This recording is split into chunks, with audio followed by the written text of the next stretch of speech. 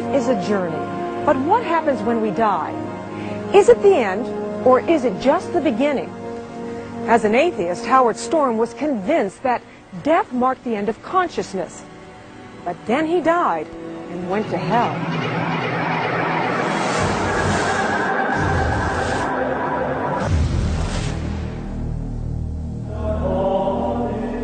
Eternal life with God the Father, Jesus and Mary, the angels, the saints, and our loved ones. It is the heavenly existence most God-fearing people hope to experience, and which some have even claimed to have seen.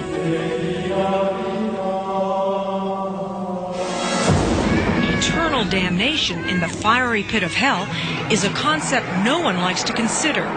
Yet it is a poignantly real nightmare for countless lost souls, those who die in a state of mortal sin, and self-absorbed individuals whose lives here on earth had one common denominator, the complete rejection of God and the denial of His existence. While on earth, they tossed God into the swirling sea of reasoning, a cesspool of ideologies and philosophies that claim man is master of his own fate, that powerful careers and making lots of money are the true measures of success, the formulas for happiness and fulfillment, and that in the end, all that is left, all that really matters, is our portfolio of personal accomplishments, the monuments to our ego. But after death, those human monuments come crashing down. Without God, there is only darkness and the frightening realization that hell truly exists. In the words of Protestant minister Howard Storm, it is the sewer of the universe, a foreboding place where lost souls feed off the pain of others. Storm knows this firsthand. In 1985, this self-proclaimed atheist died, and to his horror found that he had been banished to hell. Howard, thanks for being with us. We really appreciate this. Thanks for having me. I'd like to begin with just the issue of who you were in 1985, because by all measurements, you were an average art professor, probably very good artist. Thank you. I've seen your work, so I know that you're a good artist. But you were just the average person out there. You had not, as far as we know, committed any heinous crime of any sort. Right. And yet, when you die, you're sent to hell. And that could have been anybody out there who was leading a good life. Why? What were you? Who were you? Well, unfortunately, I say that from my perspective now, we are all sold a bill of goods in this society that, like, being good is good enough. And what we mean by being good is if you don't kick the dog and, you know, aren't too nasty to your wife and kids and pay your taxes and don't break the laws in any conspicuous way, that's good. And being self-centered and manipulative and me first always kind of attitude is encouraged in our society. So I look upon myself then as living the American dream, and I think many people would say I was you know, on the right track. But that's not why we're in this world, and not why we were created, and not what is expected of us to do with our lives. And that's what I learned. You were self-centered, but you were also so self-centered that you didn't think there was any other force out there that would determine your future, like God. You did not believe in God? Now, sometime when I went to college, I was 17 years old, I just gave up on the whole God thing, and you know, my philosophy professor ridiculed it all as like Sleeping Beauty and Snow White and the Seven Dwarfs and stuff like that. And these are, basically the idea was religion was the opiate of the masses. It was like for addled-brain people that couldn't deal with the harsh reality of existence. And I thought I was way beyond religion, into a existential, very materialistic, you know, very hedonistic kind of life, which I think, from my perception, is the prevailing culture of our society. And you were building your own human legacy, which you thought would help see your name live on forever and ever, long after you were gone to nowhere. Right. What were you doing? You were creating works of art? Well, I was doing painting and sculpture, and I was having my own small success. I was named Sculptor of the Year in the state of Kentucky. That was a biggie for me and stuff like that. You know, sell some work once in a while, win a prize, and you know, that was always that next level you were trying to get to. You know, as soon as you made one level of success, it was like you set your eyes on the next one, always striving, always working to prove, basically, that you were of worth, that you were of value to the world. But you had some struggles during those times, obviously. Who did you turn to? What did you turn to? I know you had some sort of religion instilled in you when you were younger. You didn't turn back to that at all? You never felt like you should? There was never that gnawing feeling? No, because as an academic, we all ridiculed those things. So I'm not proud of this, but who I turned to was alcohol, you know, going out, staying out all night with my friends and going to hip artsy bars in Cincinnati and being really cool and listening to jazz music and getting intoxicated to the point where you're worried about whether you could make it home or not. I mean, that was my religion. And it's also an anesthetic, because inside of me there was a great emptiness, a great darkness that I couldn't fill with anything. And you felt that? You felt that void? And unfortunately there were times when I really thought about killing myself, because it was like, is the pain of being alive, and I'm not talking about an acute pain. This is like the pain is more like a numbness. It's hard to explain. The angst of being alive, is it worth it? You know, wouldn't it be better just to drive the car into a, you know, bridge abutment and put an end to it? And so in 1985, how old were you? About 38. 38 years old. You're in Paris with your wife on an art convention of sorts. Right, art tour with a bunch of students. Right. I had at 11 o'clock on Saturday morning, I had a whole break in my small stomach, which is the duodenum, and I may have had a ulcerous condition that I was unaware of, or it might have been from a foreign object, like a small shard of glass or something. I don't know, but I was taken to the big city emergency room. Well, wait a minute. You collapsed on the floor, though, in this. Oh, yeah. You're writhing in pain. You're writhing in pain. Without any exaggeration, it was like being on fire inside. Like rats were eating you up inside. Yeah, There was an acid release that was literally eating your inside? The things that dissolve your food, the hydrochloric acid and the enzymes and things, were leaking into my abdominal cavity, literally digesting myself on the inside. So it's kind of eating myself up. And it was the most acute pain I'd ever experienced. And they called an ambulance, and a doctor comes with, diagnoses. Oh, yeah, they knew exactly what was wrong. Sent me off on this wild ambulance ride through Paris. With a shot of morphine. Only one shot. Yeah. Okay. And as he explained, it was only enough to get me to the hospital, because he said, you're going to have surgery as soon as you get there, and I can't give you any more because it'll interfere with the anesthetic that they're going to administer when you have the surgery. And our understanding then, and in emergency, was this is an extremely grave situation, like having a burst appendix. But if you get right on it and do surgery, 4 weeks, 6 weeks later, you're pretty good shape. 8 to 12 weeks later, and you're good as new, no problem. If you let it go, it's fatal, you know, because of the damage that it does to your insides, which is the infection of peritonitis and the digestive juices messing up your organs. So I was sent from the emergency hospital over to a surgical hospital several blocks away. And unbeknownst to my wife and I, there was no surgeon available at the surgical hospital to do the surgery. So they parked me in a room and left me there for 10 hours. And the doctors in the United States told me that my life expectancy from the beginning of this incident was about 5 hours. So I was in really bad shape.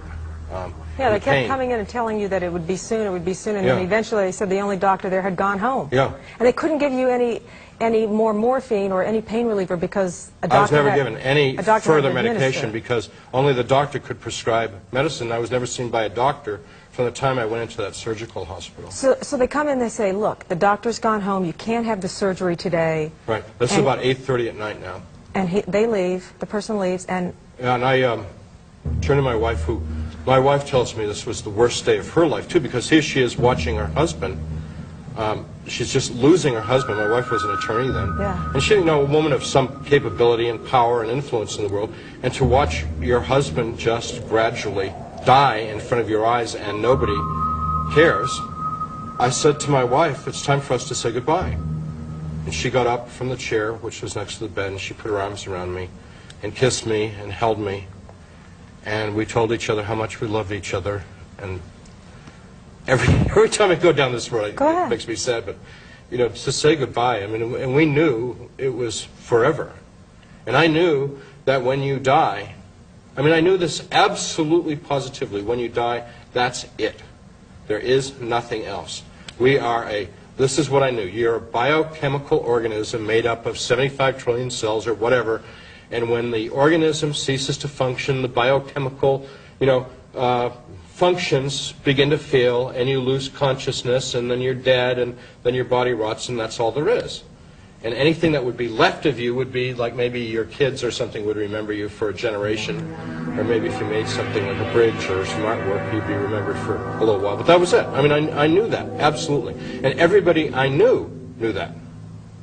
You know, this was a certainty. So when we said goodbye, I was saying goodbye to oblivion.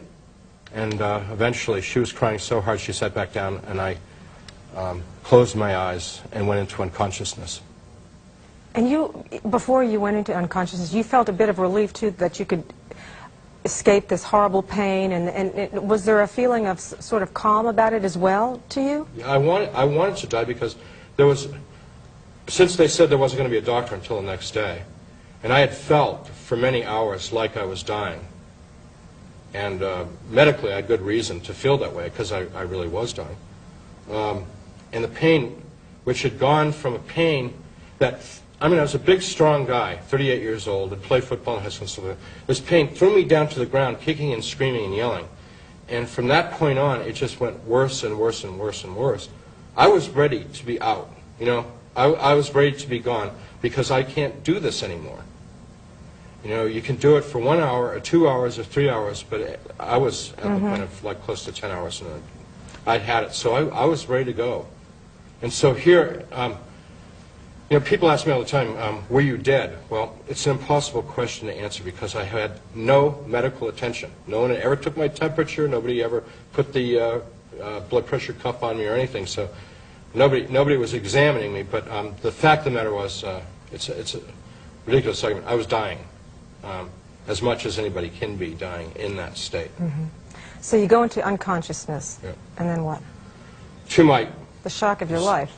To my complete surprise, I was standing next to the bed that I had been lying in, and there's my wife, and I'm standing up, and I know the situation. I'm completely clear about my problem, and I know I have to have surgery, and that I'm sick, and I have a perforated duodenum, and all that stuff.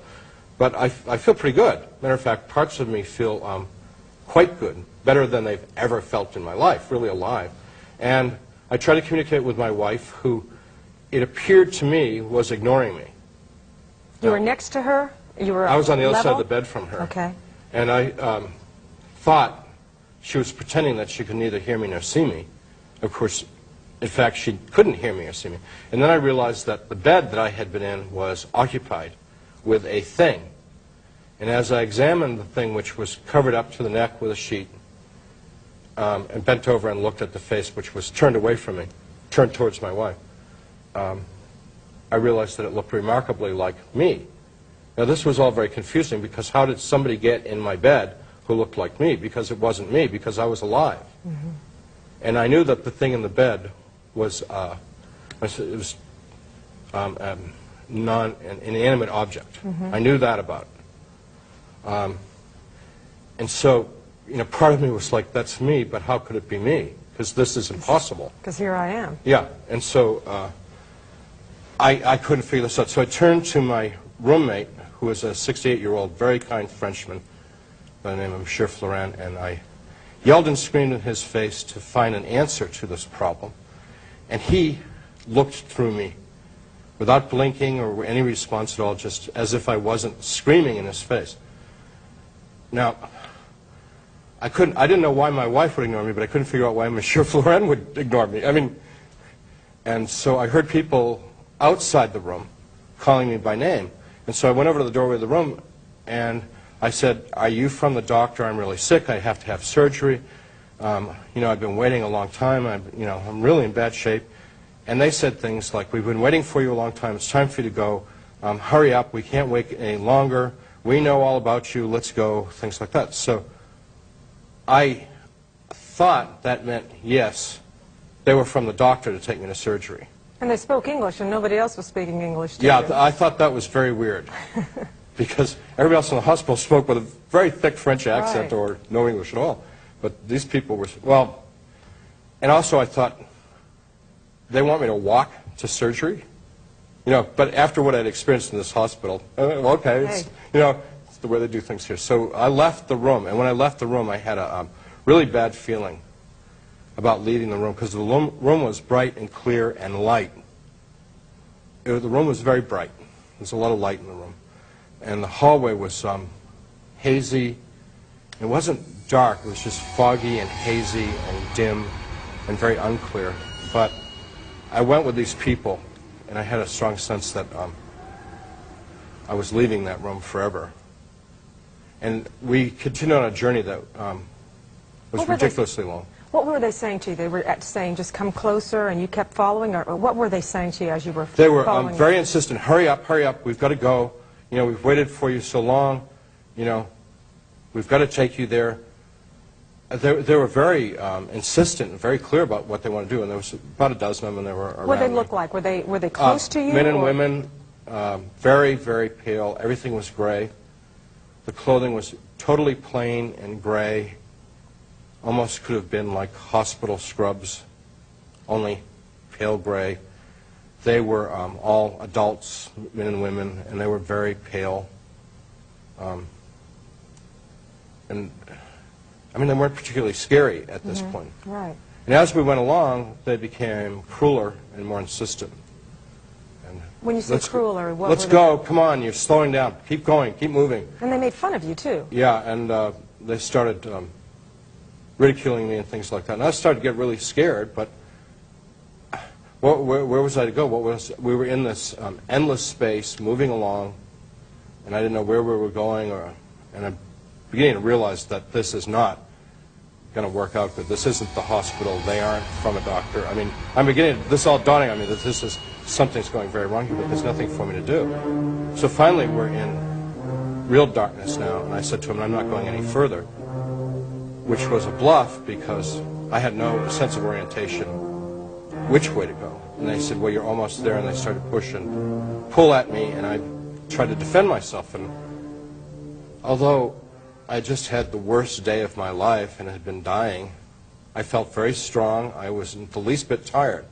But the fight was, the sensations of the fight were just like if it had happened in this world.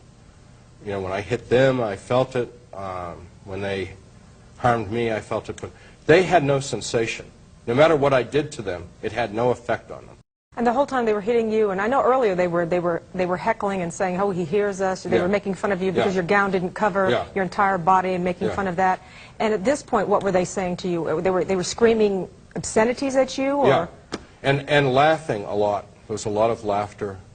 And, you know, and it's really hard for me to talk about this, but, you know, it's like he really hates this, as someone was gouging me in the eye or other things. And their purpose was entirely to humiliate me, not to destroy me, but to humiliate me, and they're biting and scratching and, you know, violating me in all kinds of ways. And you wrote in the book that when they actually came in physical contact with you, even though you had seen what appeared to be clothing on them, you didn't feel any clothing at that point. Right. And that they were like humans, but they had, describe what well, they their looked like. nails seemed very harsh and sharp. And a lot of them were biting me, and I've not been bit a lot in my life, but they seemed to have exceptionally sharp, jagged teeth as they were biting and gnawing on me. They're just ripping your flesh from your body, ripping it apart? Well, if they'd really wanted to do that, they could have had done with me in a few minutes. Right. No, they wanted to torment me. And so what they were doing was really simple. They were trying to inflict pain. And it was clear to me that these people had no, what we would think of as compassion, no love, no human sensation of their own. So what they were doing was they were feeding off my pain, if that makes any sense, that gave them Pleasure. it gave them some kind of pleasure to get as much pain out of me as possible. And so they were trying to prolong that as much as possible. How would you describe that kind of pain? You went through excruciating pain in the hospital, obviously. Yeah. Was it 10 times worse than that, or?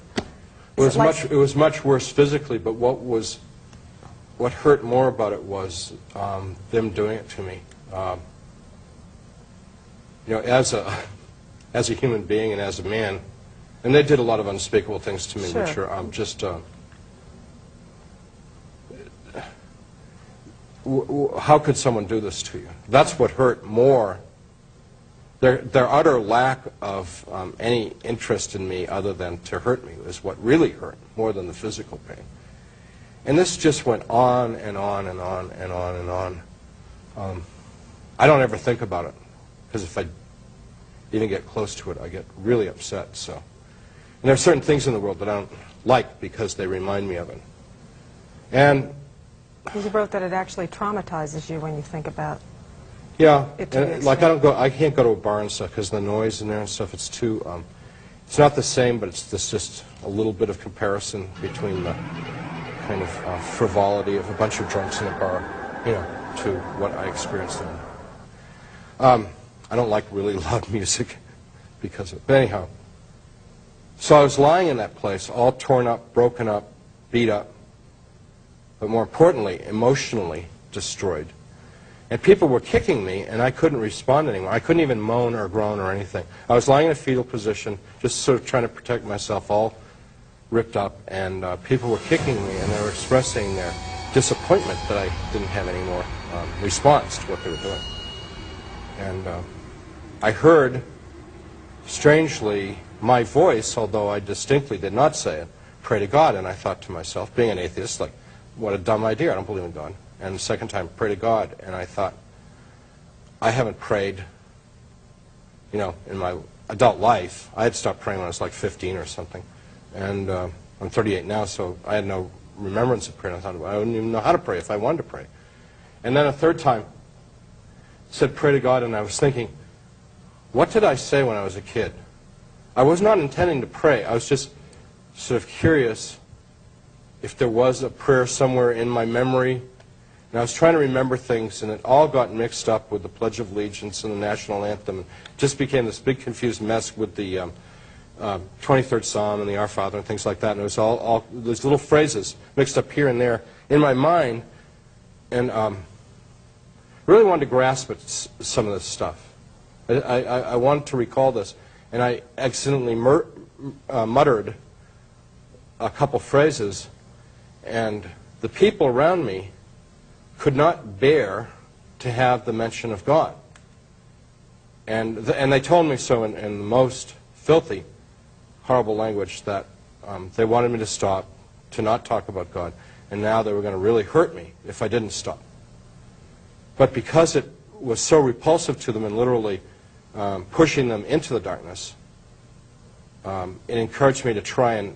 So I was just trying to think of phrases from these memories, and they're screaming and yelling at me to stop, and I'm trying to remember these things, and eventually I'm all alone in that place.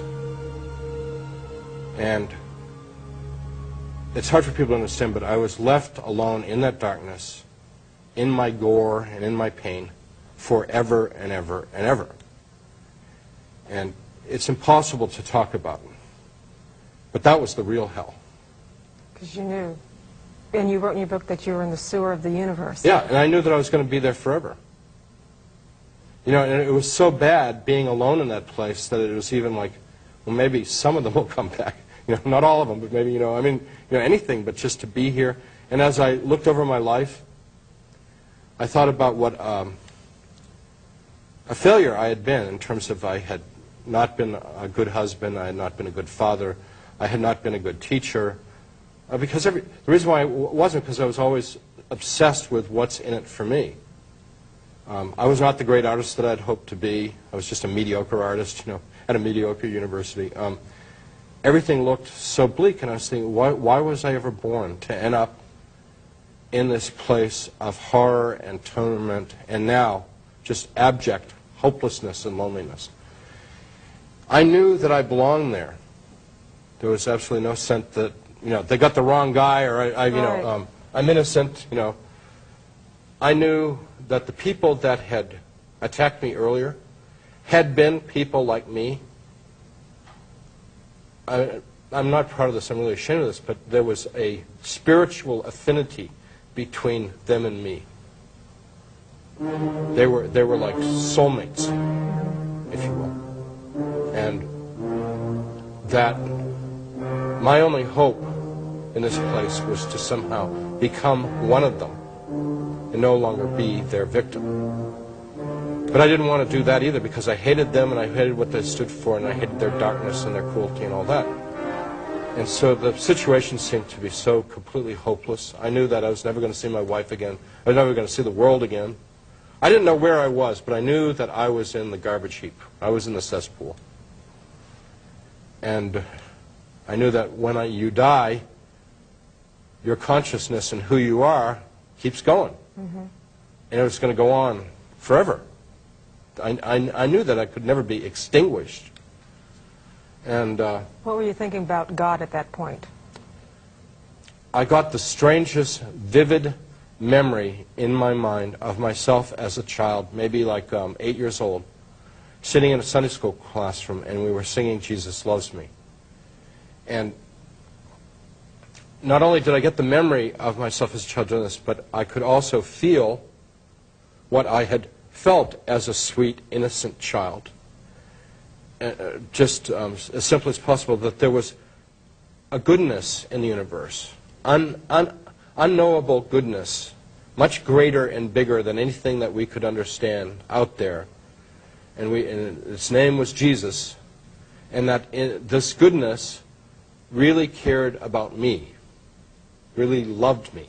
I mean, not generically, but specifically cared about me. This really great, wonderful, I hate to call him a man, but this personage, Jesus, who was unlike any human being in his greatness and his power and his goodness. So this inspiration was being given to you at this point then? Uh-huh. Okay. And it was a very powerful memory. Well, you can imagine, as deep in despair as I was, this was like, and this would be like giving the Hope Diamond to a pauper on the street. I mean, this is like, I'm going to go for this, because this is like the first ray of hope I've seen in this whole scenario. You didn't think in some way you were hallucinating, this was a bad dream, it was all going to end. You just knew this was real. This was far more real than any experience of reality I've ever had in my life. People can understand, this world is a dream compared to the afterlife. Now people think, well, all I know is this, so the afterlife must be dreamlike. They're completely wrong. This is the dream.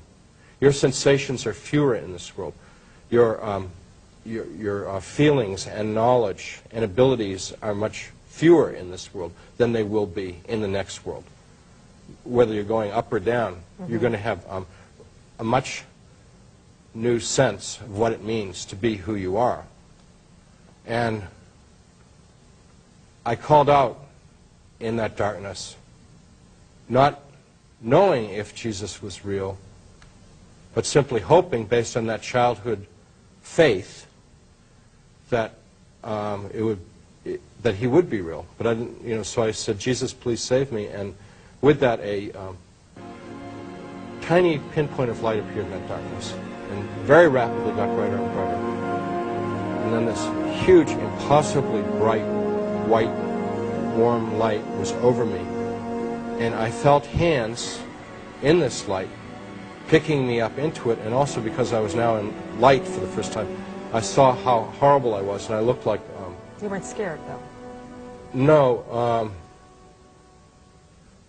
I was amazed and in awe, but not afraid, because it was just so beautiful and like wonderful. And it was a little bit scary, but it was like just so great, and as he touched me and picked me up, all that gore, all that horror that was me, all went away, and I was made whole physically, but more importantly, all the pain inside of me was filled with ecstasy. And the ecstasy, quite simply, was the incredibly powerful sense of love that he was sharing me, that his love for me.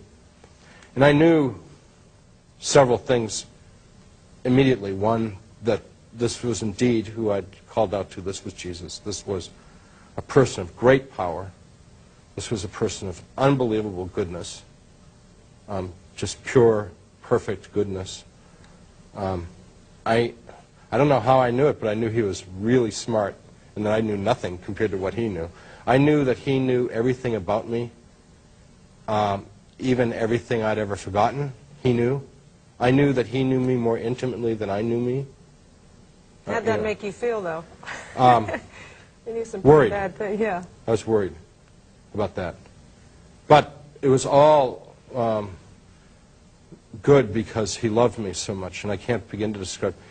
You know, I wish that there was some way that I could manufacture or create some kind of substitute experience for people on how much God loves them, how much Jesus loves them, because it would totally change their lives. And they can have that experience, but I can't do it for them. Right. They have to do it for themselves. What did he look like? How can you describe him, if you can? Well, at this time, he was just bright, white light, and all I could do was feel him. And he held me against him, and he embraced me, hugged me, and stroked my back like a mother would a lost child, you know, sort of there, and comfort me. And I did the only reasonable thing. I cried like a baby and slobbered on him. I was like really embarrassed because I was slobbering on him because I was crying so hard. And he was rubbing my back and holding me, and then we began to go out of that place. We just went straight up and away from there. And was he alone? Were there angels around him? At this point, it was just he and I, and as we moved towards more light and more points of light, I became aware that all those points of light weren't things, that they were people like him, which I like to refer to as angels or saints, whatever. And they were all moving, and way off in the distance was a great center of light, and we were moving towards that, and I all of a sudden felt terribly ashamed because I felt like I was such a piece of garbage, and this was so holy and good, and I thought to myself, he's made an awful mistake, and I don't belong here. And so we stopped at that point, and he said to me, we don't make mistakes, and you do belong here. And I was quite taken aback because he hadn't spoken to me up until this time, and he was speaking directly into my mind. And I could hear his voice, but it wasn't coming through my ear. And I also caught on that he was also hearing what I was thinking, which was a little more disconcerting. And then he said, after we exchanged some conversation this way, telepathically, he said that he had some people he wanted me to meet. And he called out with musical tones. And some of these angels came, and we're all in space now. We're not in heaven and we're not in hell. We're just in between. And they came and we made more talk, and they said that they wanted to show me my life. And interestingly, they had a complete record of my life, these angels. They had recorded every minute of my life, including my thoughts, my feelings, including the feelings and thoughts of the people that I'd interacted with, including even things that had happened to the people that I interacted with that I wasn't aware of, like the bad day my dad had at the office and came home and he and I had a fight. And I got to see what he went through. You saw everything or just bits and pieces? Episodes. Episodes. Yeah, I didn't see my entire life. We just went through episodes starting in a chronological order. And how did you see it? Was it you saw it in your mind? There was actually like no, it was real strange. It was like watching a play on a stage, and there were just actors, and there were hardly any sets. So if it was like my mother and I talking, and my mother drinking coffee at the kitchen table, it was like the table and my mom and her, maybe a little bit of the linoleum, but the counters weren't there. Right. Because what they were showing me was that all that really mattered was how I had interacted with people, whether I had been a compassionate person or not. That's all they were interested in. We would get up to points in my life where I would, you know, have an accomplishment, like win an 8 high school shot put meet or something, which was my big event in high school, was shot put. And they'd skip over it. I said, wait a minute, I wanted a shot put there. I worked really hard to get to that point, you know. And they said, well, that's not important. What's really important is this. And they'd show me like how I'd shown a little kindness to a really fat, uncoordinated kid who didn't know how to throw, and I was trying to teach him how to throw the shot. And I was like, they're going like, see, that's good stuff. You know? So they showed you the good things, and when you looked at good things, it made them happy, and then when you saw the bad things, they became very sad? Yeah, and extremely disappointed. I knew, fortunately, that they loved me, no matter what I did, but I knew that I majorly was letting them down, and that they very much disapproved of what they were seeing, but it was like, you know, we had such greater hopes for you than this. And what was Jesus saying or doing at this point? Holding me, loving me, and sharing his feelings about what we were watching in my life with me. And as we saw the bad things become more prevalent and the good things less prevalent as I matured, I felt very, very ashamed. And I didn't want him to see it, even though I knew, you know, I mean, it's ridiculous because he knows all this stuff, but I was like, I wanted to, you know, hide it from him. You know, don't watch this stuff, you know. Was he angry with you, or was he just disappointed? Not angry. Very, very disappointed. Like a parent would be with a child. Yeah, because he had really big hopes for me. Because he really, I mean, it's a weird thing to say, but when you're in with Jesus, it's like you're the most special person in the whole universe. That's the way he makes you feel. You know what I mean? He just makes you feel that you're just the most neatest, wonderful thing, and all of his attention and everything in the universe has been about making you a beautiful child of God. And with all the hope for the potential that could be. And I flunked. I flunked the very reason why I was put into this world, which is, one way of stating it is, as Jesus did, which is to love God with all your heart, mind, soul, and strength, and love your neighbor as yourself. That nice summary of what we're here to do, to love one another. And I had loved me. I made myself a God. Had you loved yourself over your wife, over your children? I'm sure you loved your family. Yes, because most people say, but look, I'm working hard for my family. I'm doing the best I can. I love them, but I've got to do this, and I've got to do this, and that's why I've got to be away from them, and that's why I've got to try to strive to become number one, because they're going to benefit. I mean, that's the argument a lot of people make. Absolutely, and you know, this hurts me to say, but yeah, I loved myself a whole lot more than I loved them. But it was the rationale, as you said, was, hey, you know, what's good for me is good for them ultimately, right? You know. Right. So I neglected them and emotionally cheated on them. You know, we don't want to go into that too far. Mm-hmm. Well, so you saw this view, and up to what point did they take you? Up until your marriage, until till Oh no, up death? to the present. Uh-huh. It was quite bleak, and I was so happy when it was over, because having been a teacher, I realized that I had. Not only had I not passed the course, I had flunked the course. You know, you're not Catholic, but a lot of Catholics would look at that and say, well, that's kind of like the purgatory we're taught about. Yeah. So it would be sort of like a purgatory. Yeah, and I heard a priest explain purgatory this way, which I think is really wonderful. He said, don't think of purgatory, this is a priest speaking, I'm quoting him, don't think of purgatory as a geographical place. Think of it as a state of being. Mm-hmm. And I certainly believe that we need to be purged or purified before we can go to heaven. Even after our death, even though we've accepted Jesus. Even if you've accepted Jesus as your Savior. Absolutely, because none of us are perfect enough, pure enough to go to heaven. I mean, Mother Teresa would be the first one to tell you that she needs more perfection, filled with the goodness of Christ, and let go of whatever those little things that she might have been holding on to, you know, in her life. So I thank God for that purgation, or that purgatory, or whatever. But you don't want to think of it as like a country that we have to sort of make the journey through. Think of it as a process that's a wonderful grace of God that we're given.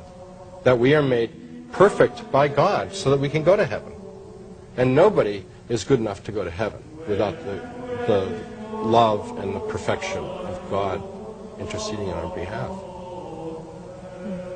So what happened next? So after you see this view of your life, then what? Well, they said, do you have any questions? And I said, oh, I've got a million questions. And they said, well, ask whatever you want. And they were the most wonderful teachers because they were trying to speak directly to my level of understanding, which was pathetically low in comparison to them. And I had, like no theological or religious background or understanding at that point, so I didn't even know what was good stuff to ask. But so I asked all kinds of questions, historical questions, biblical questions, and everything I asked, they answered. A lot of times they showed me things. There were times when it was like we were there.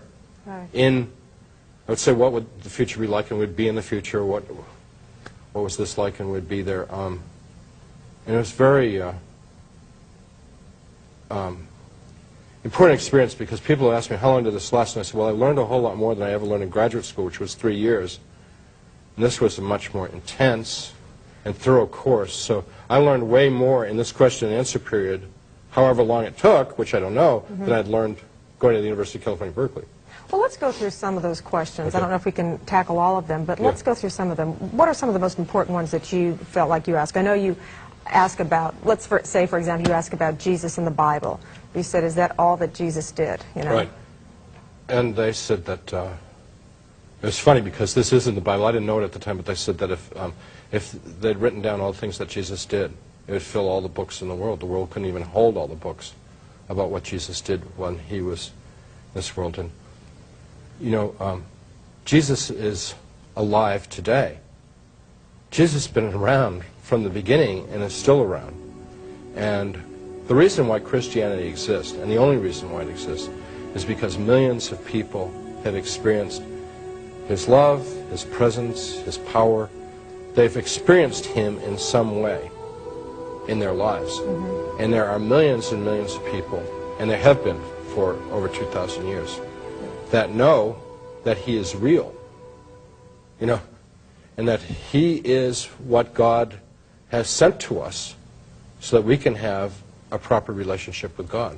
And they told you that what's contained that he did much more, but what's contained within the pages of the Bible is all that we need to know to do what we're supposed to do on earth to get to heaven, to be with him. Those 4 little Gospels, Matthew, Mark, Luke, and John, seem so little, but when you try and preach them every Sunday, there's so much there that there's more than a lifetime's worth of learning and preaching and understanding. In what we know more than enough about Jesus to know that we got a lot of work to do. Yeah. You talked also about how we got here and when God began and when he began, or was he always there? Talk about that for us. Well, one of the things that I thought was interesting, I'm not sure if this is exactly what you're asking, but that the creation didn't happen once a long time ago, and that old idea that the clockmaker made the clock and then wound it up, and it's been sort of like ticking ever since. Yeah. That God has been doing the creation and is doing the creation, and that we are invited to be a part of this. We have this, one of the terms for God is the Creator. And it says we're made in the image and likeness of God, and we're invited to participate in the creation. And in this life, one of the ways that we do this, an obvious way, is to have children and to raise them. I mean, what more creative act could you possibly want, and what a more awesome responsibility than to have children and be responsible for their nurture and education and well-being. And you wrote that he is a part of each and every one of us, and that he takes great joy in seeing each and every human being. But that seems so mind-boggling given the tremendous population on our earth that he's actually able... But the irony is that for God it's so easy. For God's conscious... See, because we can only project our sense of consciousness onto God and anthropomorphize God, but God's consciousness permeates everything. And one of the terms I've used for this is the Holy Spirit, that Spirit of God in the ways that God has revealed God's self to us. That Spirit is everywhere and through everything. God is with the creation, and God is present to us. And we can either be aware of that and act accordingly, or we can be oblivious to it and deny that. If you had not been sent back to earth, where might you have gone after you had left the angels and Jesus? What would you have gone to heaven at that point because you had been purged, or would you have had to go to another point where you'd have to learn something else before to reach a higher level, then another higher level? I don't honestly know the answer, so I can only speculate, but I wasn't ready to go to heaven. I mean, they made it really clear to me that I was not a candidate at that point. Were you shown where other people were going? I think you wrote about maybe somebody by a brook reading a famous novel of some sort. Yeah, there are places where I could have gone and matured spiritually. in God's whole creation. But I can't comprehend it all. It's way too beyond my understanding. But you saw that? They gave Yeah. you a vision of that? Yeah. So will people... God, see, the thing that people don't realize is that we constrain God and make God so small after our image. But God's love for us is without limit and so vast that God will do exactly the right thing for that individual, which He knows, God knows intimately, what they need to develop in their spiritual journey. And you wrote that heaven is nothing like the image we have of heaven here on earth. No, and I don't understand, because it's really sad. Heaven is the center of all the creative activity of the universe. And of course, what's in the midst of heaven would be God, which is the source of everything that is. God is the source of not just life, but light, energy, space, time. There is nothing that isn't from God. And so to go into the unlimited variety of heaven and experience of heaven is the greatest joy in the whole universe. Every awake spiritual being in the universe wants to go to heaven and be with God. And the only beings that don't want to do that are beings that are tremendously deceived. And so when I use the word awake, anyone that wakes up realizes that heaven is the next step. That's what you want to go to, and you want to live a life that would qualify you to be there. Because I know even in the Catholic Church it's taught that based on your spiritual level when you die, you go to a different level. Right. That some people might be at a higher level in heaven. And, of course, the argument is, if you're in heaven, you're happy anyway, so what does it matter? Right, and you've got all the time in the world to advance and grow. It's not like you're going to be stuck there forever. You'll move on and grow. And did you physically see souls or people speaking with, I know you wrote in your book maybe they would be speaking with a saint who had died before them. You saw that? Yes, they showed me that. Okay. So that would be one way to attain that higher spiritual level that you're talking about. Right. And God doesn't coerce us. God's not going to do like surgery on us and make us right. God's going to let us grow into it at our own rate. Yeah. Which is forever. Yeah. But what about religions? I know you got to talk about religions. You ask, which is the best religion out there? And you were expecting him to answer what? Presbyterian, Methodist, Catholic, So I expected to hear, become a Southern Baptist. That's what I expected God to say, Jesus to say to me. And instead, what he said was, there are good people in bad religions, and there are bad people in good religions, and that he told me, and this was specific to me, to seek out the religion that brought me closest to God, which ultimately, when I came back to this world, after months of trying to figure out what in the world that would mean, I went back to the tradition that my parents had raised me in, and that I'd grown up in, and that's the religion that I also realized, boy, this really fits like a, glove, because it was so much part of my formation as a child. Well, what about the teaching, though? Since you're a Protestant, and nowhere in here do you ask him, do you have to say verbally, I believe in Jesus Christ as my Savior in order to get to heaven? You never ask him that. No. Why not? At the time, I didn't ask a lot of things because I wasn't, in any way religiously or theologically sophisticated. So, and also, during almost my whole experience with Jesus, I assumed I was going to heaven. I didn't know I was coming back here. I mean, I wasn't going to ask about looking back. I was looking forward. But knowing what you know now, is that an important question? Absolutely, and I've devoted my life to convincing people that that's the critical question. To make Jesus your Savior is to put your trust in Him and to the best of your ability follow His teachings, to learn about Him, to communicate Him with prayer, to be His advocate and to stand up for what He believes and what He's given you to understand and believe, even at your expense. But does that mean, because one thing that I seem to get out of your book, a theme, was that a Hindu or a Muslim that was following God's commandments, that loved God with all his or her heart or soul that was trying to be a good person and be the person God intended them to be would be able to get to heaven as well, even though they may not have said verbally, I believe in Jesus Christ. They will, because the Bible says that no one comes to the Father except through the Son. And that everybody in the universe, and I can point this out many times in the Bible, is going to meet Jesus. If they have the spirit of love in them, they will know him and he will know them. You know, he said, I have sheep that do not belong to this fold. You know, they will know him when they die, or... Yeah. But you know, people have asked me, how can God condemn billions of people in this world to hell who've never even had an opportunity to know Jesus? Well, first of all, I don't believe that God does that. I don't believe that God's that capricious and cruel. And secondly, that I think that Jesus is working in the world in ways that we aren't aware of. But as my systematic theology professor, Gwinye Muzarera from Zimbabwe, explained to me, as an African, he was thankful that the missionaries brought Christianity to Africa to give them a more perfect understanding of God and of Christ. Not that they were devoid of God or Christ before the missionaries, but what the missionaries brought was a complete understanding.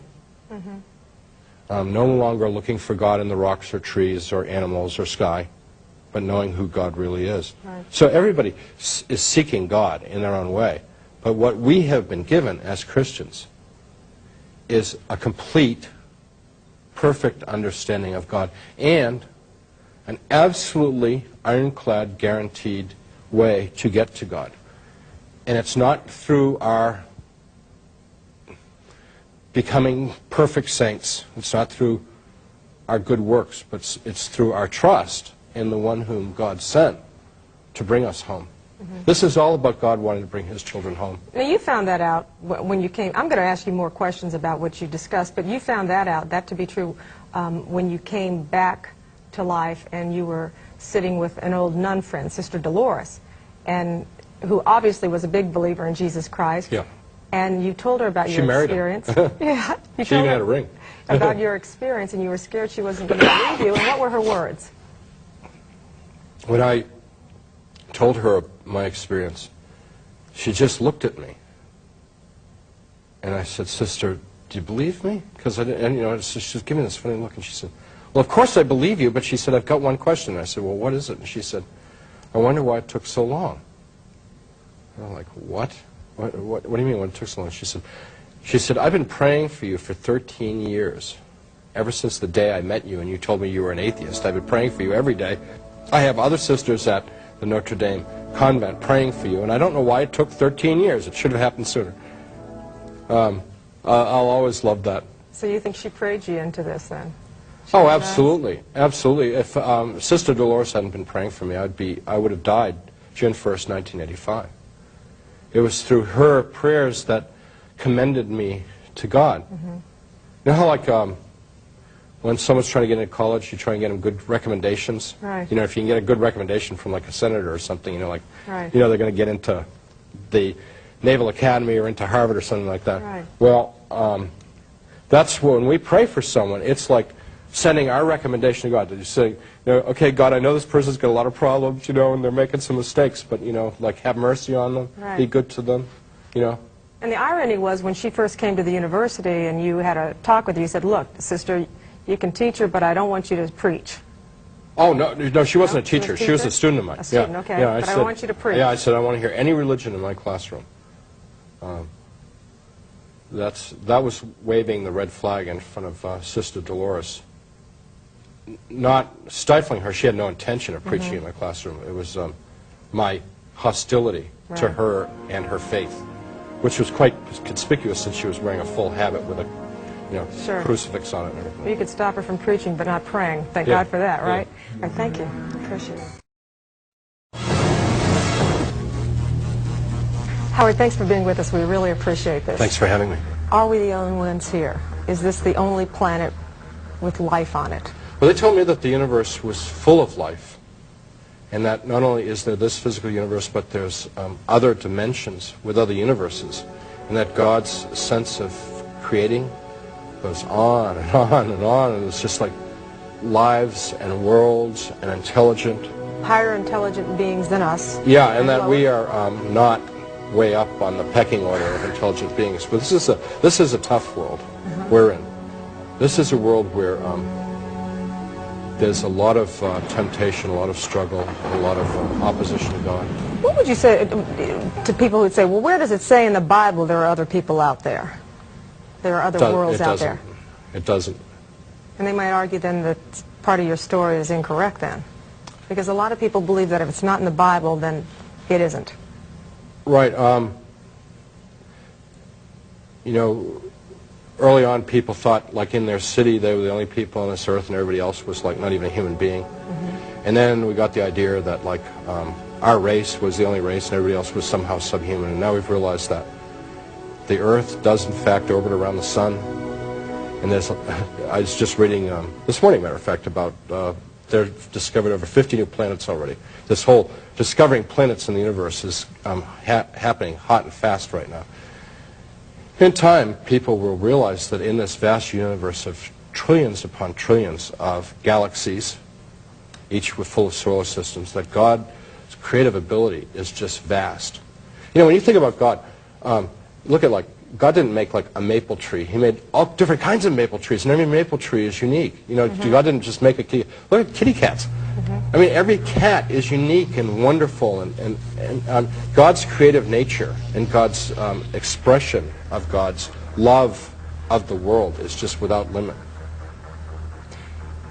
But you wrote in your book, and maybe you can explain this a little better for me than maybe how I understood it. Some people would read one of your passages that talked about the fact that if you didn't do things as you should have done here on this earth, and when you died, that maybe there was more that you had to do to better yourself, and that you might come back in some form or another. And they would look at it as reincarnation. Is that what you were talking about? No, what I was trying to suggest is that I've met a lot of people who have lost children and things like that, and they feel that somehow the people that have been lost have been shortchanged of a life experience. And all I was trying to suggest there was that God gives everybody ample life experience, whether we're aware of it or not. Do you know what I mean? So that we don't have to worry about people being robbed of an opportunity to live, because they will live somewhere, somehow, some way. And I don't know how, where, or way, but God does. You know, because this life that we're in is about spiritual formation. That's the whole point. We're here to be matured as spiritual beings. We're not physical beings dreaming about being spiritual. We're spiritual beings having a physical experience to learn compassion and love in a world with very, very finite, limited possibilities. And God will make sure that everybody has that opportunity. No one's going to, we can't stop it. Well, let's talk about, though, the issue of the Jewish people. You saw a vision of the Holocaust. Talk about that, because even though people can't go to the Father unless they go through the Son, the Jewish people, by and large, have not accepted Jesus Christ as their Messiah. They're still waiting for him to come. But you saw something very different in your view of the Holocaust, did you not? Yes. I've always been disturbed by the Holocaust. And I mean, I think every right-feeling person in the world would be disturbed. What was that all about?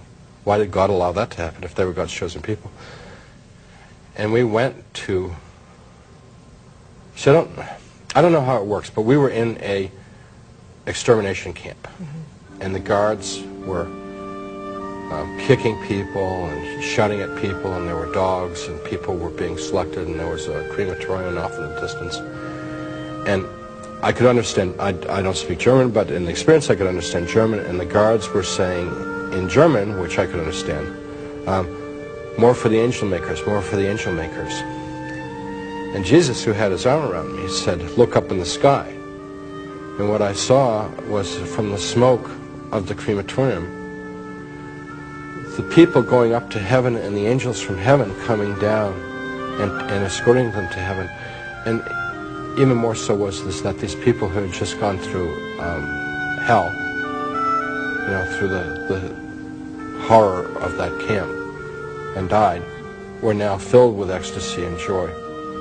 You saw it on their faces as they were rising into heaven. And so my understanding of the Bible is that the Jewish people are God's chosen people. The Lord and Savior of my life was a Jewish carpenter.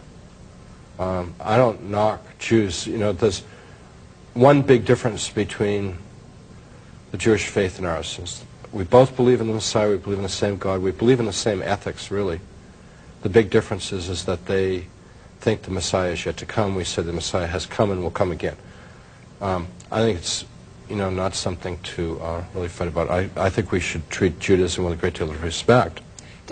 But it doesn't also discount maybe each and every one of those individuals had a personal experience at the moment of death similar to yours, where Jesus came to them and gave them a choice. So we don't know whether that happened. I would suggest that every Jew who dies is going to meet the Messiah.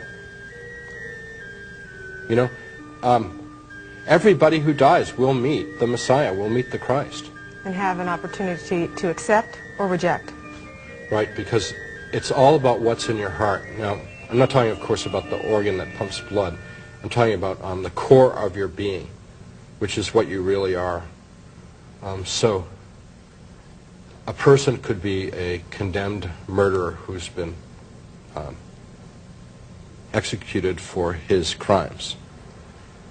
But he could have reconciled himself with Christ, with God, received God's forgiveness, and go to God because God knows that in his heart there was goodness, even though he had done terrible, terrible things. Conversely, a person may think that they're just the most righteous, quote, religious person in the world. But if they've been ultimately cruel and created dissension and discouragement, I mean, every church has someone like that just goes around creating trouble. It's like, you know, are you deliberately trying to destroy this church? You know, I mean, you know, and they're always the most self-righteous one, too. You know, these are always the people that are like, you know, pretend to be the most holy. They're going. They're going the other way because that's who they really are. The interesting thing about Jesus, there's no deception. There's no shadow. He knows us fully, exactly, perfectly, and you cannot lie in his presence. You can't hide. It's all out in the open. What's inside of you. So it's not just about denying the existence of God. You may verbally deny the existence of God, as you did, but when you're doing things that oppose God's will, when you're saying you love God, but yet you're doing the opposite. That's worse than denying God. You know,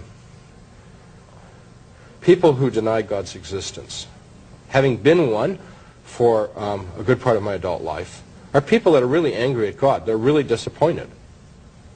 You know, so they're, in a sense, they're still in a relationship with God. They say, you ever see a little kid go up to their parent and go, I hate you, mommy, I hate you, you know, you're not my mommy anymore? Right. That's what people who claim to be atheists are.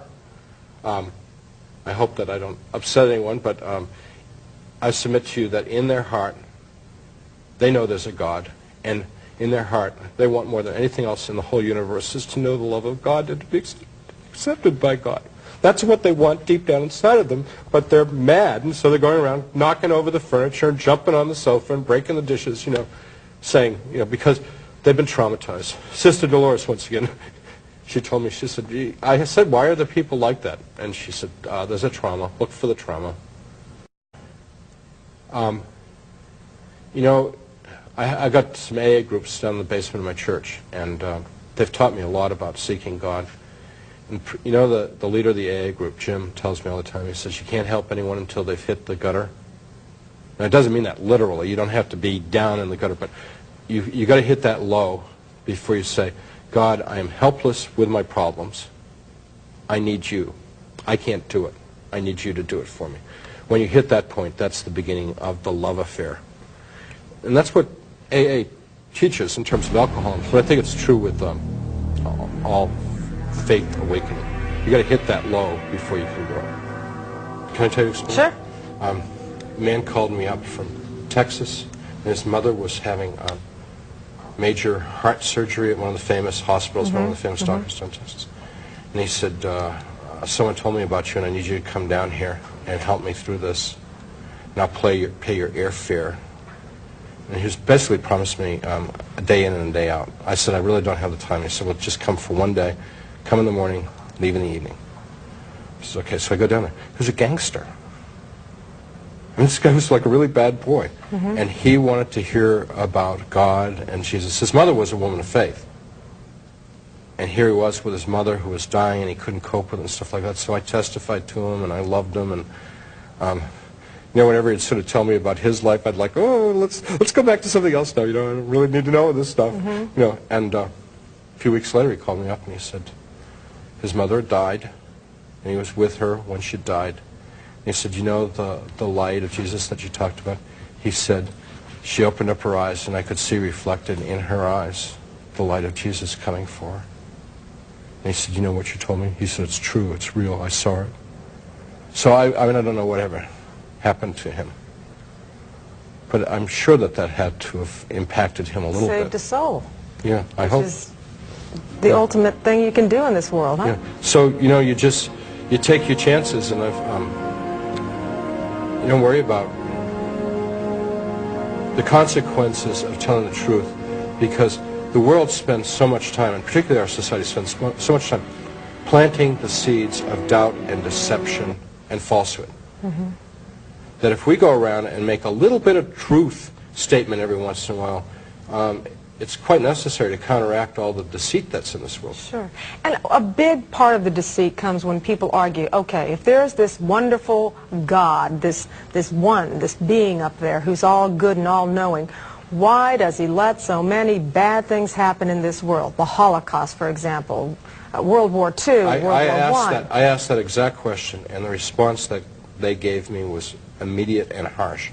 God hates those bad things. God never wanted those bad things to happen, and we're responsible for them. And they also told me that one of the things that God is very irritated about us, the human race, is that when anything's ever good, like we discover a vaccine for polio, we did it, rather than realizing that it was God's inspiration that helped us discover that. When anything bad happens, like a child is run over by a truck, or you have the Holocaust, or World War I, what was that about? Who knows? We go, why did God do that? Or why didn't he stop it? Yeah, we blame God for the evil that we do and give God no credit for all the good that God does. It's really perverse what we do.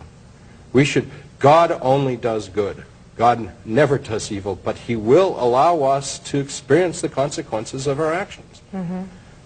As any good parent, you know, one of the ways they try to explain it to me was But what about innocent children, though? They talk about the poor, starving, innocent children, or children who are badly abused and brutalized and murdered. He could stop that because these innocent children had no choice in this.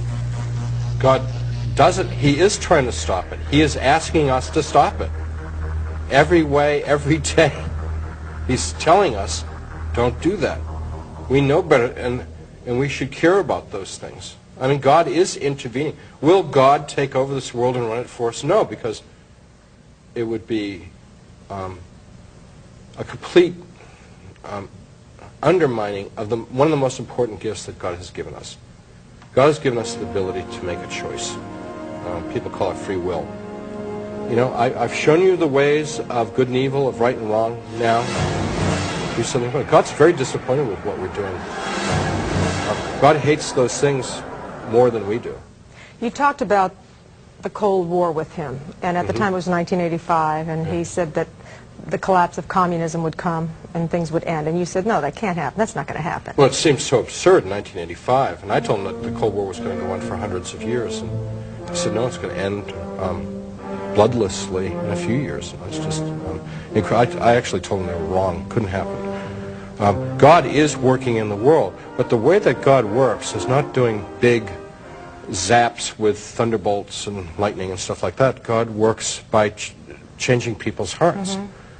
And God wants all of us to be working towards the same end. And sending leaders out there. I know when the Berlin Wall fell and communism fell in different places across Russia and East Berlin, the Pope was given a great deal of credit because of his message of peace and love of God.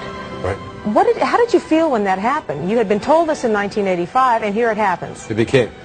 89. I was just like, yeah.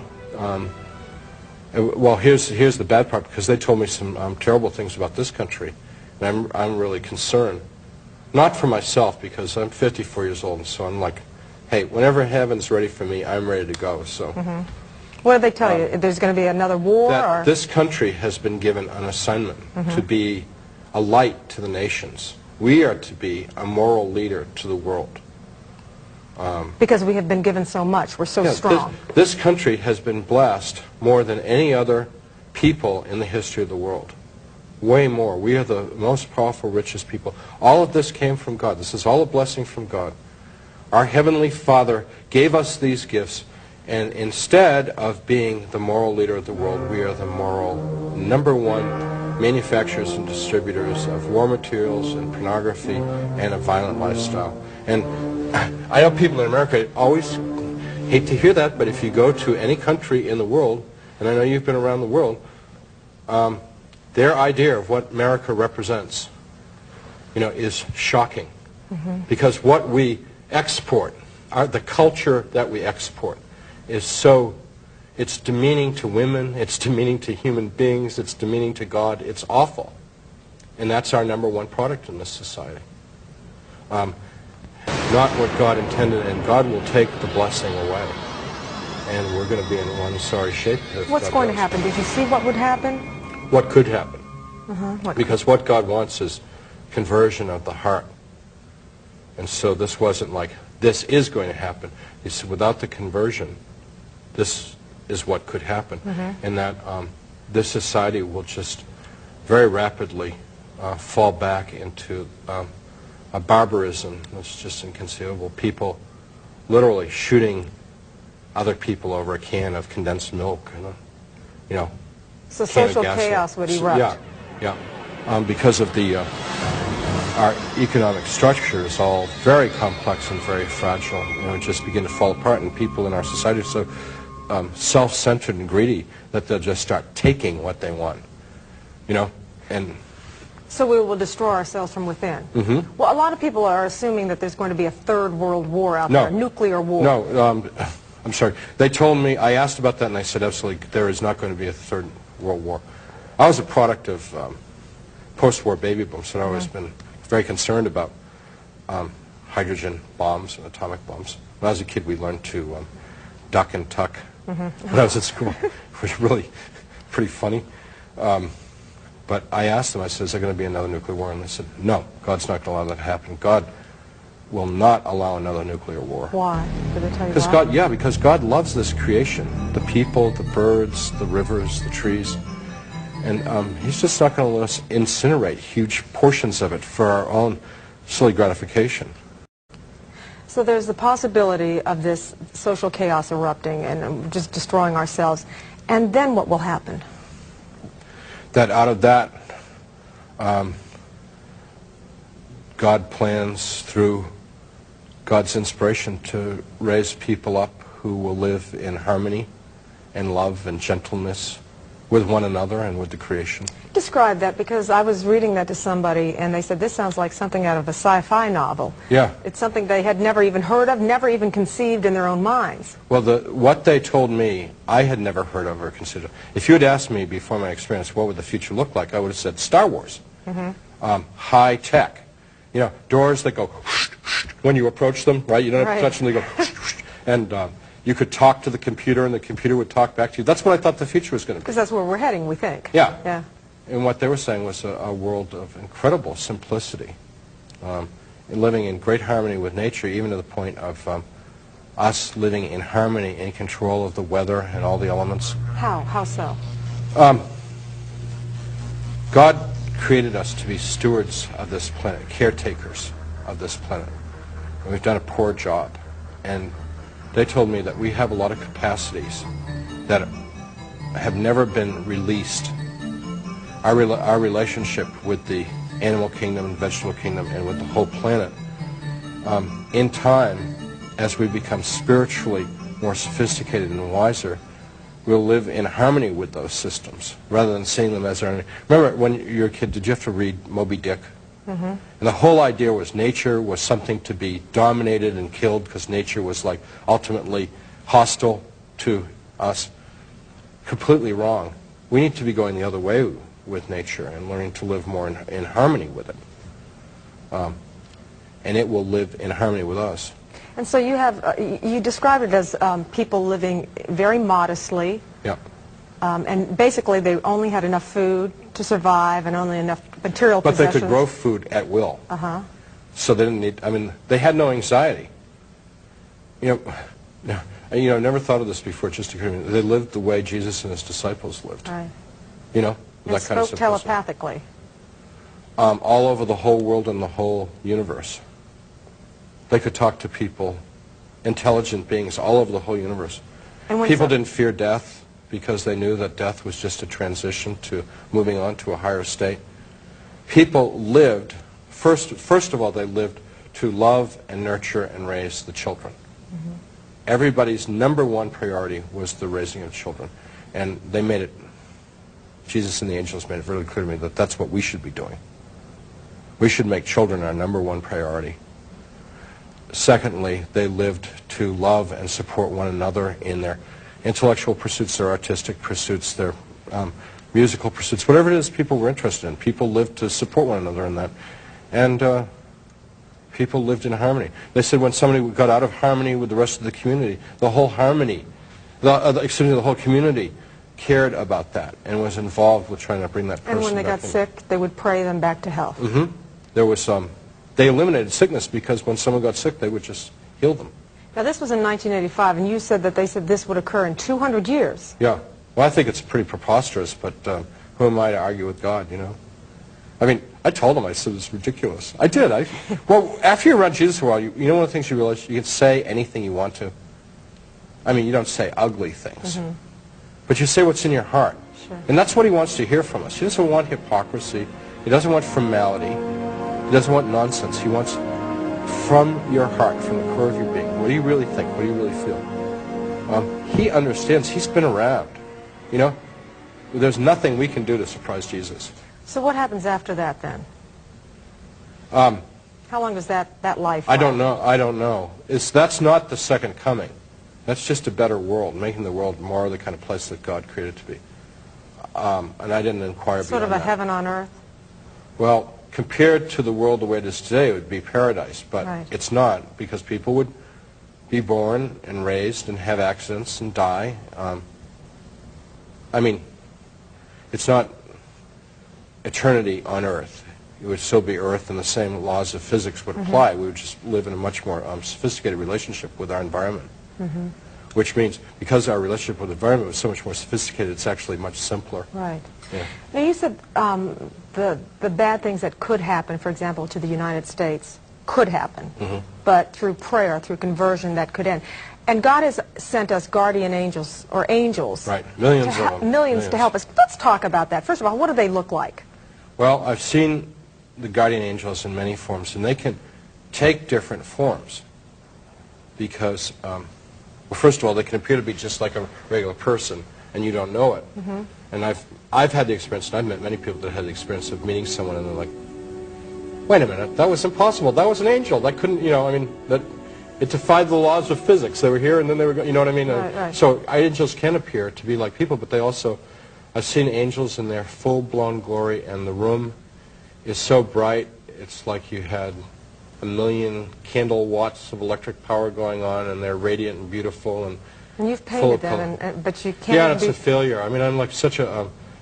But they don't have angel wings like the little cherubs we look at. Well, no, the wings actually, you know, it actually come from, in the Bible.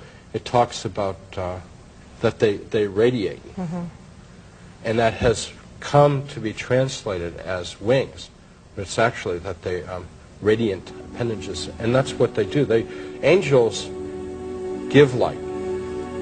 They're radiant beings, as opposed to you and I, who are opaque beings and absorb light. They give off light, but it's spiritual light. And they're beautiful. And they're meant for us for what reason? For what purpose? Well, first of all, they love us. They're emissaries from God, but they are very constrained about how much they would intervene in our lives. And they're in constant communication with God about how much or how little they can intervene, because it's the nature of an angel that they want to intervene all the time. But they know that that's not good for us, because if the angels gave us everything we always wanted, we would be a bunch of spoiled brats, and it would be absolutely no good at all. So they love us, they're with us, they take our concerns to God, they help us in subtle ways. Protect us. us? Who hasn't had an example of you lose something, and you finally, after looking for it, you say, oh, God, send an angel and just help me find my checkbook. And all of a sudden, boom, right? There it was all along on the top of the desk. And you go like, how did I miss it? I mean, they do help us sometimes in lots of languages, but one of the ways that they help us is they're constantly trying to point us in the right direction, which is of love and compassion. And but you said also in your book, I would like you to clarify this, you talked about how maybe even if we die, we can sort of become guardian angels for loved ones who are still back here. You don't mean transforming into an angel. It's sort of just, you used it as they said a that metaphor. some people that have like a real attachment can be around the people that they've left behind for a while. Because we've always been taught that a human being cannot become an angel. Yeah, but we ultimately will be even greater than the angels. Right. But what you mean is a protector like an angel. When you talk about this angel means several things. It can be any messenger of God. So I could be like an angel. I could say I'm being an angel to you. You're an angel to me. But really, it's a class of beings who is created perfect and good and always does the perfect will of God. You know, they've never lived in this world. They've never, gone through the struggle of making these choices between good and evil that we go through. There have been many reported apparitions, visions of the Blessed Mother, of Jesus, of other saints, all across the world throughout history. Right. And some have been approved. For example, some have been approved by the Catholic Church if they've been to Catholic kids or adults, and some have not. And a lot of people believe them and a lot of people don't believe them. What is your feeling about those instances? Right now there's been a lot of things going. Ever since Medjugorje, there's been like a whole resurgence of visionaries in the United States, and even in Cincinnati we have a whole big thing going on of visionaries and stuff like that. I think it's good to try and use some spiritual discernment, and a simple test would be, is it consistent with the Scripture, or are you hearing weird stuff? Like I heard of a visionary in Long Island, I believe it was, that said that Jesus wasn't the Christ and stuff like that. Well, that doesn't pass the smell test. You can walk away from that one. I mean, when the minute a visionary says they don't like Jesus, it's like, they're out of it. Another thing is, what are they advocating? Like in Medjugorje, what I understand is that the vision is advocating conversion and prayer. So would that be of God or of the devil? Let me see. Right. So you look at, is it consistent with the Bible and what the Bible teaches, and is it advocating good, or is it advocating harm? And that would be a good test of it. But you wrote in your book that God has sent throughout the ages emissaries of different sorts. It could be the Blessed Mother, it could be anybody, to help bring us back to Jesus, to God. Yep. Many of them, and even us, have been touched by them and didn't even know it. Like, how many of us, the faith that we have, we caught from like a grandmother, for example, or an aunt, or a Sunday school teacher? So you know what I mean? In a sense, God has inspired those people to be that special emissary to us. But God is working. I asked, why doesn't God do something really big and convince everybody and put it to rest? And my idea was like sort of turn the sky orange, and then like in flaming letters, believe in God or else, or something like that. And I mean, who could dispute it? Right. And they said, that's coercion. God doesn't do coercion. It's got to be free choice. Because that's the tremendous gift he gave us. Yeah. That's why he loved us so much. Yeah. And that's what we're here to learn about. How do you exercise that choice? And every minute of the day is an opportunity to make those choices. But obviously, and people would argue, everything you need to know is within that Bible. as he said, everything to convert is in the Bible, but he gave you this experience. You're back. You're talking to people about it, which will probably save who knows how many souls out there through your well, books. I hope one at least. And through maybe this program. Yeah. There have been other people with similar experiences to you. So just because it's not in the Bible doesn't mean God can't reach out and say, look, wake up. You're going down that slippery slope. God is moving in powerful ways. They told me that this was a time of great spiritual awakening because God does not want to punish us or condemn us. God wants conversion, to be the people of God that God created us to be. So God is moving in powerful ways.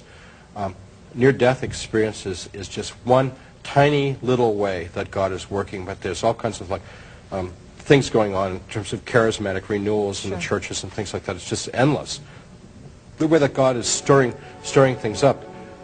But what's the reception to these things? Is it just the preaching to the choir, or are people actually being converted? That's the real issue. Now, you were able to ask him countless questions, and of course everybody's going to read about it when they get your book, My Descent into Death by Howard Storm. You finished talking with Jesus and with the angels, and then they tell you what? It's time to go back? Oh, it was very disappointing because they said that I had to come back to this world. I said I wanted to go to heaven. They said, no, you're going to come back to this world and live this stuff.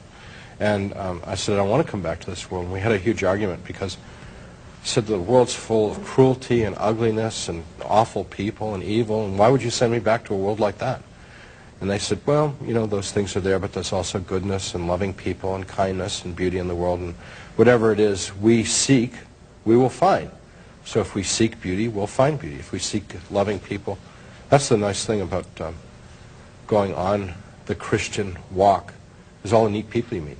You know, right. But anyhow, we had this huge argument, and we talked about forgiveness and prayer and all these things, and ultimately, I thought I had something that would allow me to go to heaven. I said, you can't send me back to the world, because I will die of a broken heart if you do.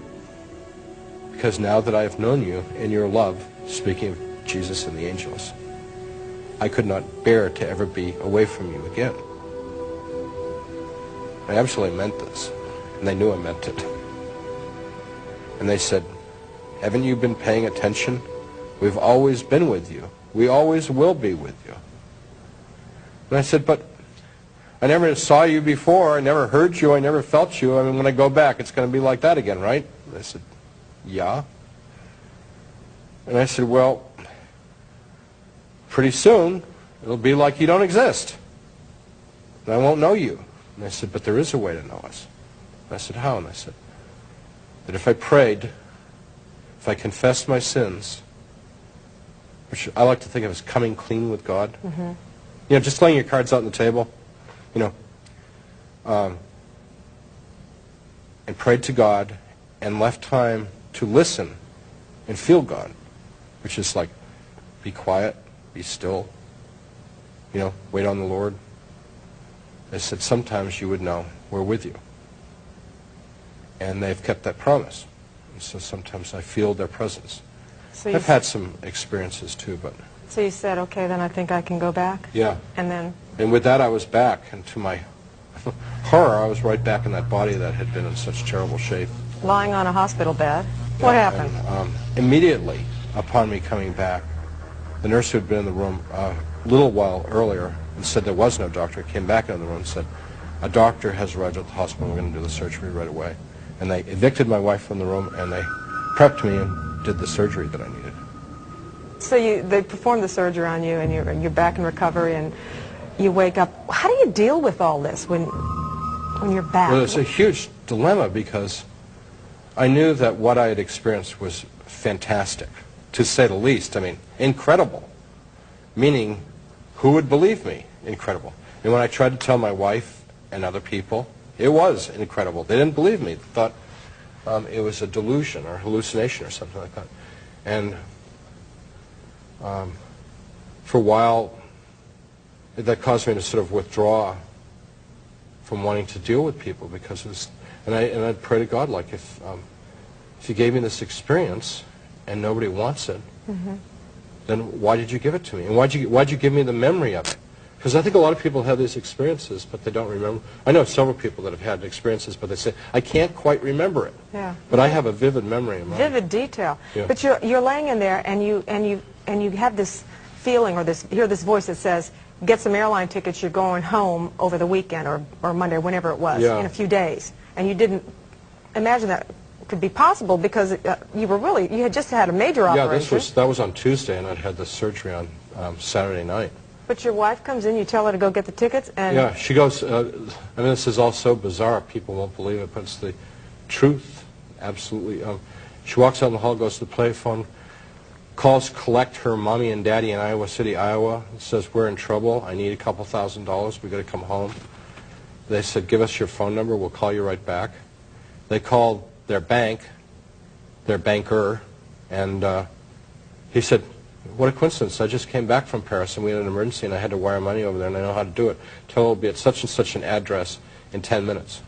You know, if you ever try to get money in a foreign country, you know it's like weeks. I mean, it's impossible. Right. But this banker knew how to do it like now. My wife comes back into the room. She says, I've talked to my parents. They're sending the money. I'll be back in an hour. She leaves, comes back in about an hour with 2 TWA airline tickets to go back to the United States on Monday morning, which is what I told her to do. And I said, what in the world have you done? She said, you told me to get the tickets. And I said, yeah, but why did you do it? That's crazy. I'm sick. I'm going to be here for a month. You know, I can't go home. But I did get well enough to come back to the United States because I needed the attention of an American hospital. But you had a guardian angel visit you in the hospital before you left. Oh, yeah. Actually, several different ones. But the... One was came in the form of a young doctor. That was the one I was most fond of. He was in his early 20s, blonde, short hair, wearing white short sleeve scrub, white pants, white shoes, and a white belt. And we had a long conversation, but basically he told me that he was going to watch over me, but I might never see him again, which I thought was pretty weird. Like, when he walked into the room, it lit up. It was bright. Yeah. And when he left, the room went back to dark again. And when the nurse came into the room, I said, who was that doctor that was just here? And she says, there's not been anybody here. I said, you don't understand. There was a young man. I described him to her perfectly. She said, well, my desk is outside your door. No one has been in your room. I was like, all right, who was that then? You know, where did he come from? But I always felt that God gave me his presence to help me, because it's scary being really sick and trying to recuperate in a foreign country and stuff like that. And that did the trick. That gave me the confidence that I was going to be okay. And you got back home and they told you should have been dead within 5 hours. And it was... Yeah. And when I got back, when I came to the United States, I had extreme peritonitis, double pneumonia, collapsed lungs, and no liver function. And I was put on the critical list at St. Luke's Hospital in Fort Thomas. And I was on critical for 5 weeks. I was really sick, but I didn't... And you thought you were going to die, though, didn't you? Yeah, and I'm ashamed of this, but I wanted to die because I just wanted to go to heaven. I just wanted to be with Jesus. And I didn't have anything else in my mind except I wanted to go back to that. And if you knew him, you would understand, you know, why that's what I wanted to go back to. So I wasn't cooperating in my healing. I couldn't eat. I couldn't take anything. I was getting weaker and weaker and sicker and sicker. And I got to tell you the story. A night nurse by the name of Lisa came in one night, and she was about the only person in the hospital who had been listening to me talk about Jesus and his love and all this stuff. And this sweet little Lisa, real recent graduate of a AA program in nursing, got an associate's degree. She said, I'm going to make you a milkshake. I'm going to go down to oncology and make you a milkshake and get you well. And I said, I haven't eaten anything in weeks, you know, like, forget it, I'm not eating a milkshake. The idea makes me sick. And she said, we'll see. And she came back and she said, I put raw eggs in this, and I put protein supplement in it, and I made it with, like, the best ice cream in Cincinnati, and, like, real cream and stuff like this. This huge milkshake. And I said, Lisa, just the smell of it makes me nauseous. Get it out of my room. And she said, listen, I made this out of love, and you're going to get well now. And she stood there for over an hour while I sipped on that stupid thing and drank the whole thing. And she probably could have gotten fired from the hospital for doing this.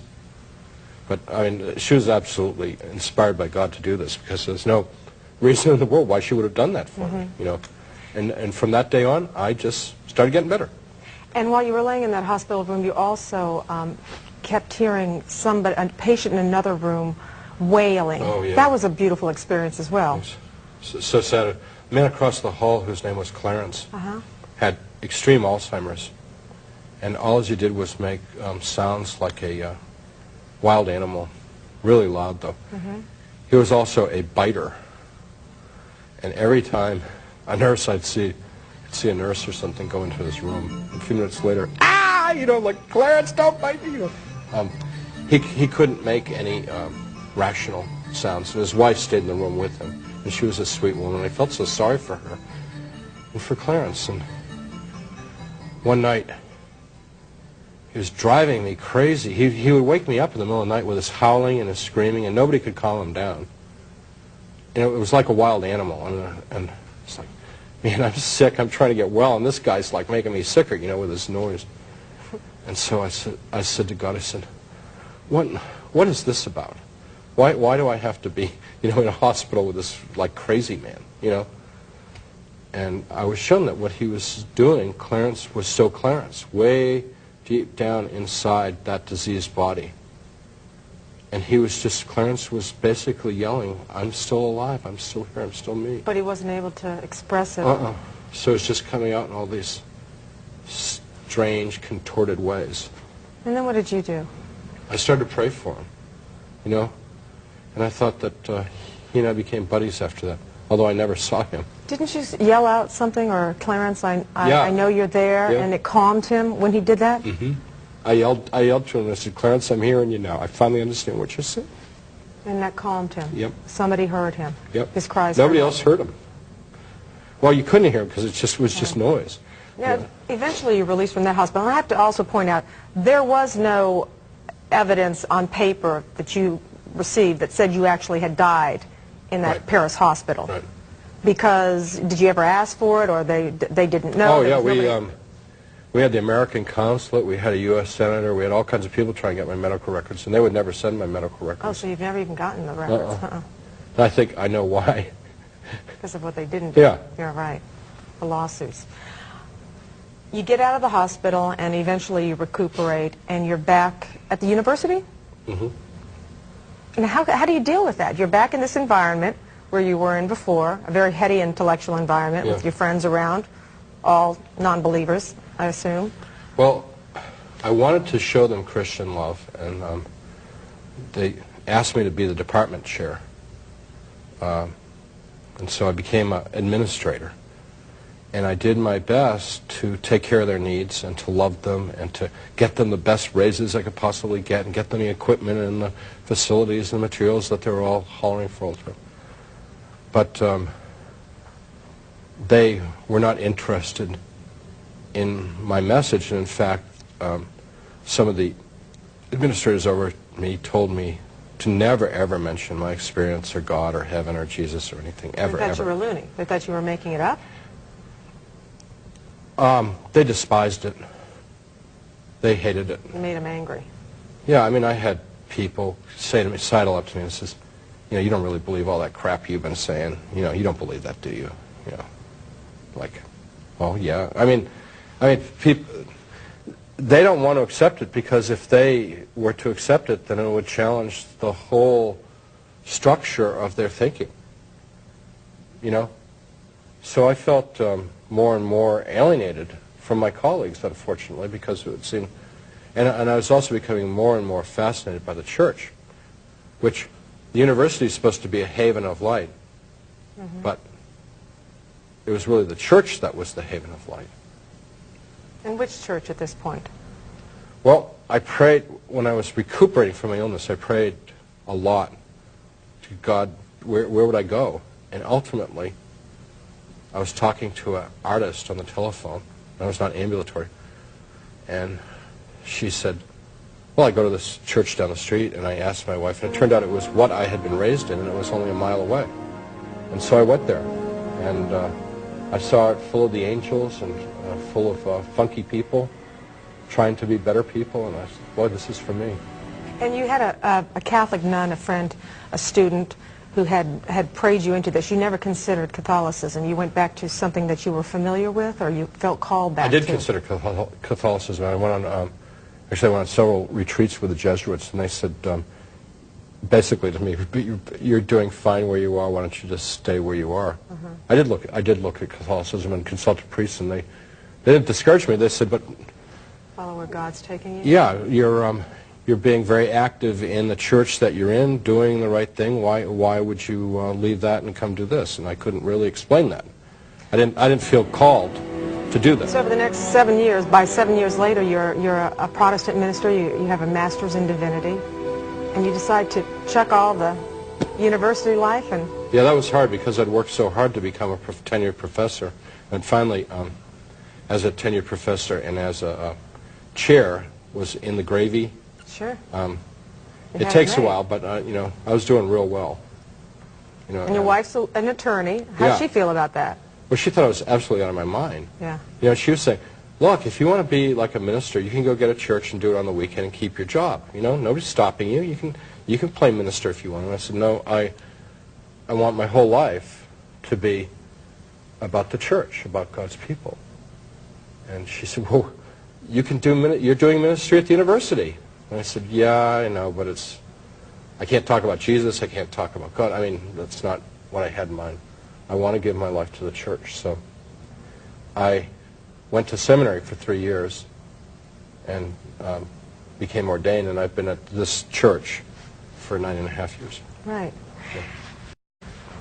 Do you feel like now that if God would review your life these last 9.5 years, the last year since 1985 even, that you would be a disappointment to him? No. Again?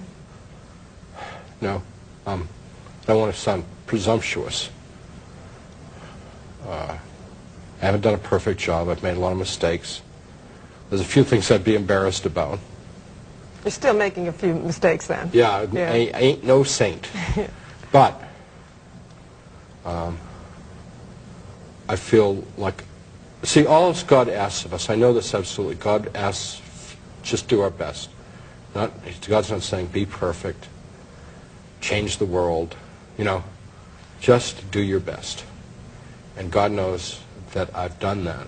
And so all I need to hear from Jesus is, well done, good and faithful servant.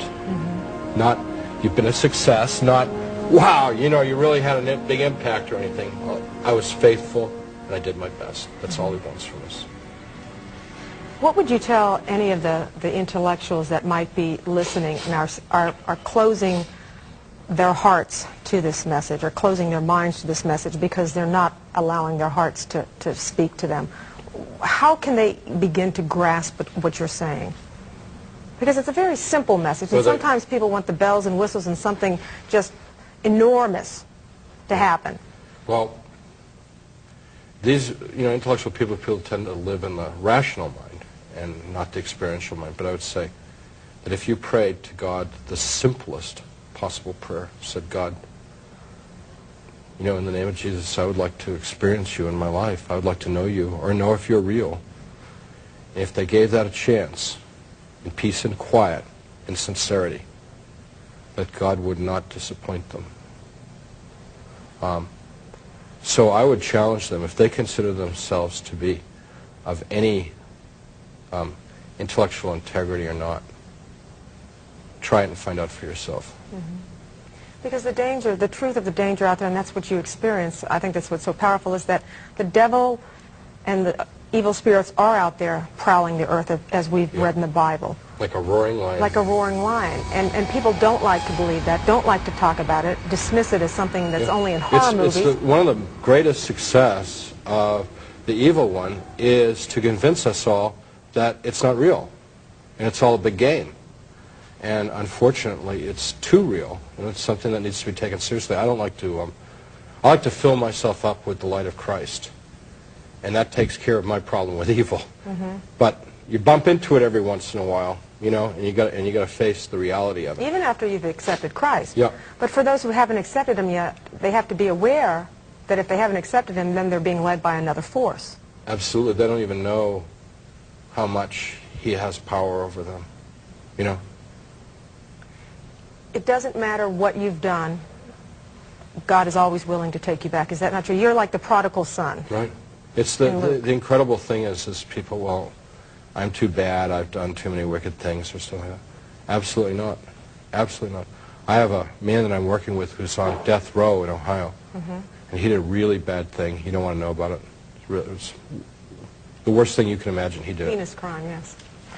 And he has turned to God, and he's received God's forgiveness, and he lives in this horrible, constricted little life, death row, trying to be a witness to the other. There's 200 men on death row there, to the other men up there. And he has purpose and meaning in his life, although his life is really, really hard.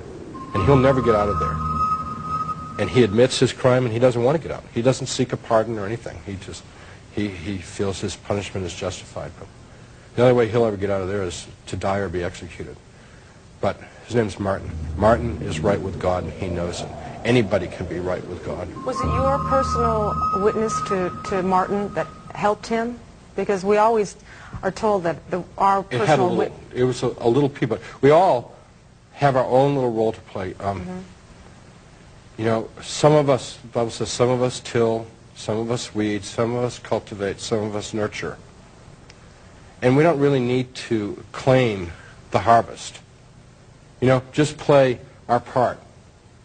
You know, you know what I mean? In terms of the conversion of the world. And it begins with how you treat the person at the cash register. You treat them like a thing, because they feel like a thing. You know, if you've ever done service work with people, you know, and everybody treats you like you're just, you know, furniture. You bring a little joy and brightness into their life. But it's not always easy, and sometimes maybe your family members won't accept your message readily. No, yeah.